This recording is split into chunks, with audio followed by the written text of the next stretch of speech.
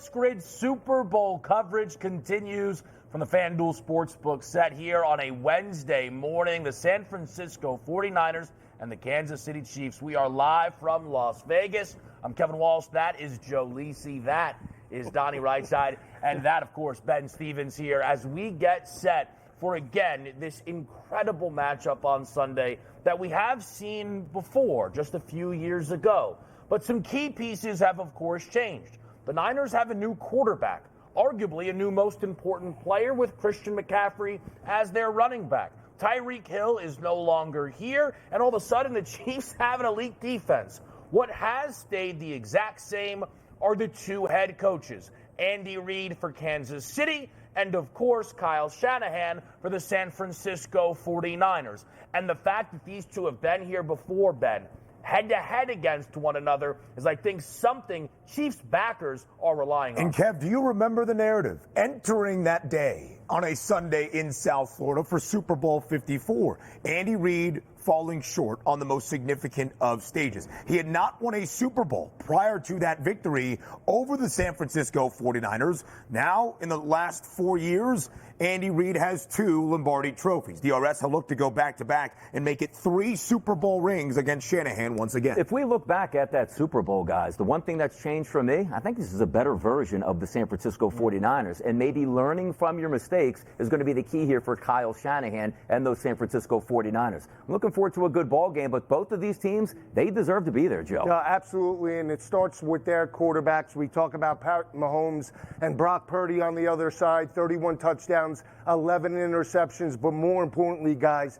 back-to-back come from behind wins to put them into the Super Bowl. That could be the difference Sunday night. Our radio audience is here, Sirius XM Channel 159. SportsGrid is live with you covering Super Bowl 58, the San Francisco 49ers and the Kansas City Chiefs. Joe, you mentioned the come-from-behind victory for San Fran in both games in the NFC playoffs, and that is something that Kyle Shanahan has not been known for. Kyle Shanahan is an excellent play caller. Everybody knows it.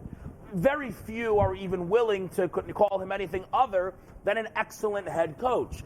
But if the fourth quarter begins and the Niners are not winning, he might be dead last in terms of guys you want.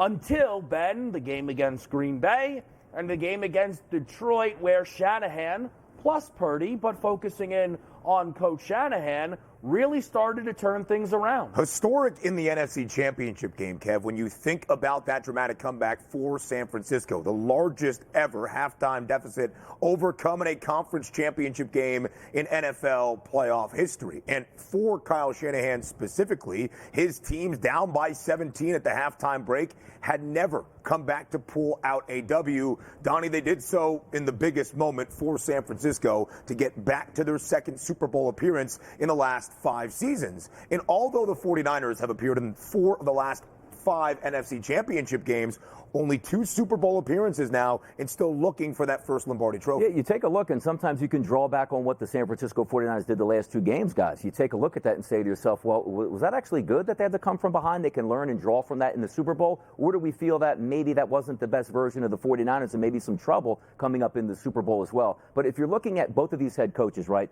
unbelievable play callers. We don't have that CEO head coach, right? Let me just worry about the game plan, offensive coordinator, defensive coordinator. These 2 guys are the central focus of this football game because why? They're calling the plays. They're involved. Who's calling the better game plan? That's who's going to win this game. Yeah, absolutely. And I think you give the edge to Kyle Shanahan because of the offensive balance right now with Christian McCaffrey and Brock Purdy. San Francisco averaging 138 rushing yards per game, 251 through the air. Multiple games, guys, over 30 points. And really, Kev, when you look at just Kansas City, doing it with defense, doing it more with the rushing attack of Isaiah Pacheco. And that's the matchup that we're going to see play out Sunday night. Yeah, we certainly will. I do think, though, it is important, I guess, to remember, if you look at the current coaching crop in this league, there really is no perfect coach.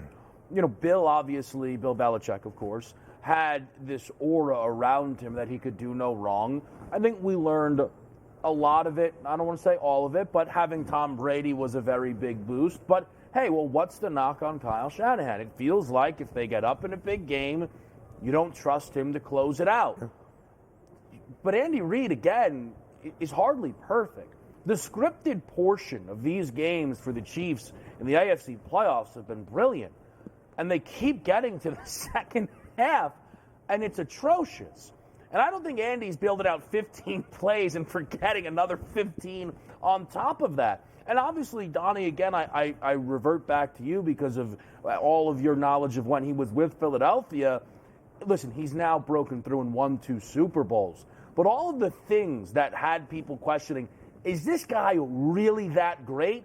To a degree, they all still exist. And maybe, I brought up this point as well. You're taking a look here at maybe his best coaching performance of his career when the offense is probably the worst it's ever been. And drawing back from those Philadelphia days, we would sit in the stands and scream, run the football. Well, now they're actually running the football. 24 carries multiple times out of a single running back. That was unheard of in the Philadelphia days. It was pass, pass, pass. We'll see what the final score is at the end of the game. But drawing back from those times where, and again, Ben, in the openings, we're talking about, he's going through all the maturity. Andy Reid, back in the day, losing on the biggest stage, which is the NFC Championship game. 2004, going to the Super Bowl, losing that game. We never thought he'd get over the hump. And also, keep in mind, in his Kansas City days, that loss to the Colts, where they had the biggest lead we've ever seen in the playoffs, where they blew that game. It's like, oh, that's all Andy Reid does. He's learned from that multiple world championships. So I think I'm going to give the coaching lean to Reid because he's been there, done that. But I do expect a really good game plan out of Kyle Shanahan. The postseason pedigree is there for Kansas City. Now, 2 Super Bowl championships in the last 4 seasons. We had this debate and we had this conversation around the Detroit Lions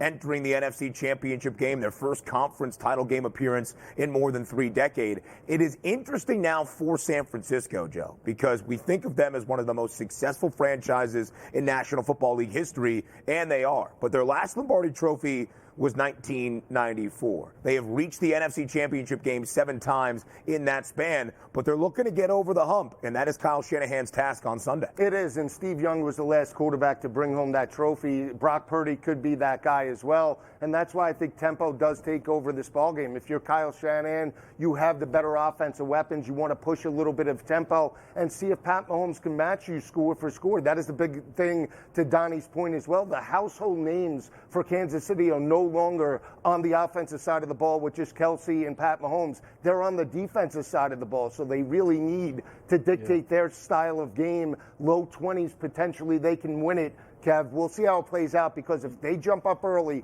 San Francisco could be lights out. But I also do think aggressive play calling. They're probably 1 and 2, depends maybe where you rank McVay.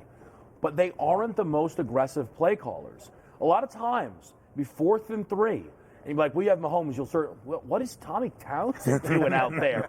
Or it'll be 4th and 3, and he goes, jet sweep to Darius Tony. Brother, what are you doing? Stop taking it out of 15's hands. And we saw back in Super Bowl 54 what happens when you give 15 the ball. He finds Tyreek down there somewhere. We look back at the first meeting in the Super Bowl and what it can tell us about this one next.